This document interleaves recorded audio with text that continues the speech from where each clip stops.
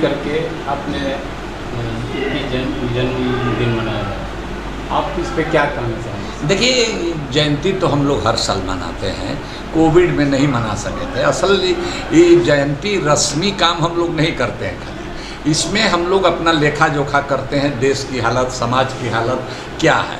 तो लेखा जोखा करने से ये पता चला है कि अभी हम लोग टास्क निर्धारित करते हैं। तो अभी का टास्क ये है कि जाति जनगणना होने वाली है। जाति जनगणना को ठीक ढंग से कराना है। पहले हिंदू और मुसलमान के नाम पर होती थी जाति जनगणना, हम लोग कह रहे हैं कि इसको बंद कीजिए, अब जाति के नाम पर कीजिए। और इसलिए कि जाति इस समाज की हकीकत है, सच्चाई है, कोई नहीं इनकार कर सकता है।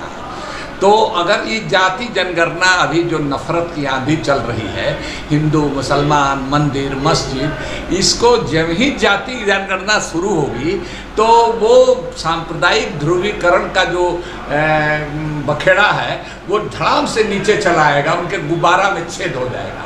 और समाज की असली हकीकत, कौन आगे है, कौन पीछे है, किसका शोषण हो रहा है, कौन शोषित है, कौन शोषक है, ये सब पता चल जाएगा। और उस आधार पर सरकार योजना बनाए।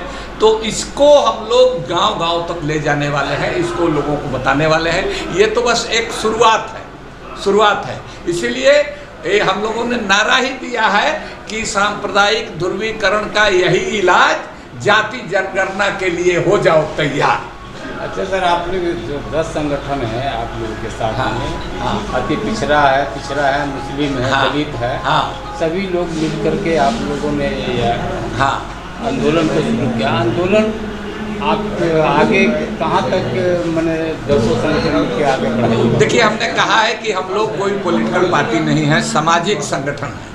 और हम लोग इस सवाल को ले करके पूरे बिहार में जाएंगे और अपने पिछड़े, पसमानदा, दलित, हिंदू, मुसलमान, ईसाई सबको समझाएंगे कि अपना अपना जात बिरादरी ठीक से नाम लिखवाओ।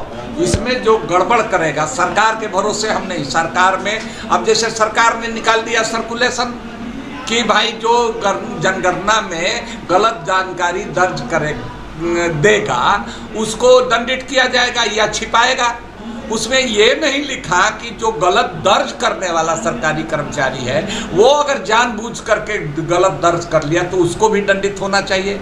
घूस लेने वाला, घूस देने वाला दोनों मुजरिम है। और ये मैं अपनी बात नहीं कह रहा हूँ, ये जनगणना का जो पार्लियामेंट ने एक्ट पास किया 1948 में, ये उसमें है कि दोनों दंडित होगा, सूचना गलत देने वाला और ये गलत लिखने वाला। इसलिए हम कह रहे हैं गलत लिखने वाला कि ये धर्म के आधार पर समाज बटा हुआ है, ये जाति के आधार पर बैठा हुआ है। अगर कर्मचारी किसी और जाति का हो और डंडी मार दे तो क्या है, उसको पकड़ना पड़ेगा, वही दोषी हो। तो ये जब ये प्रावधान रहेगा तो वो गलती नहीं करेगा। दूसरी चीज़ की दक्ष लोगों से, एक्सपीरियंस लोगों से ये कराया जाए। नहीं तो 11 में जनगणना हुई और उसका नतीजा ढाक के 3 पात कुछ आया नहीं, तो वो गलती बिहार में नहीं दोहराई जानी चाहिए। ये सामाजिक संगठन है आपका सब ना, ये जो आप क्या इसको राजनीतिक संगठन में बनाएंगे? अरे एक रात लगता है। देखा रामविलास जी, लालू जी एक रात में पार्टी बना लिए, कोई पार्टी बना लेता है तो समाज हमारा तैयार हो जाएगा। तो हम लोग वैसे समाज से हैं जो बनाना भी जानते हैं, गद्दी से उतारना भी जानते हैं। और हम लोग अगर सुधर जाएंगे, हम लोग कहने वाले हैं, जो विपक्षी दल भी है, बीजेपी नहीं सुधरने वाली है, वो अपना काम कर रही है। क्या अगर पार्टियां किसी पार्टी आपको हमारी कोई पार्टी, देखिए हम अभी कुंवारे हैं, लेकिन ऐसा नहीं है कि रिश्ता नहीं आ रहा है बीजेपी को और ओवैसी को छोड़ करके, इसलिए कि वो उनसे भी ऑफर है, लेकिन वहाँ तो हम जाने वाले है नहीं।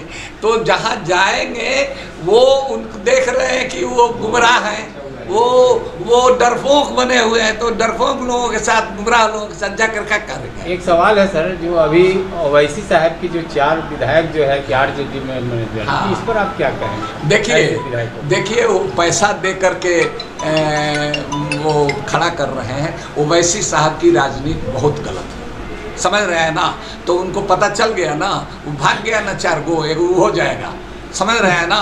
तो ओवैसी साहब जितने खतरनाक हैं उतने ही खतरनाक बीजेपी और आरएसएस भी है। जो ये विधायक चारों गए अच्छा किए हैं।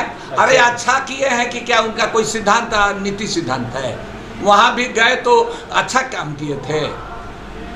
यहाँ भी आए हैं तो उनका कोई बने रहना है, सत्ता में बने रहना है। इन लोगों का कोई नीति सिद्धांत नहीं है। सत्ता ऐसे लोगों से हम लोगों को कोई मतलब नहीं। उनका नाम हमसे कहवा करके उनका महत्व मत बढ़ाएंगे। आपका परिचय दे दीजिए। अली अनवर अंसारी मेरा नाम है।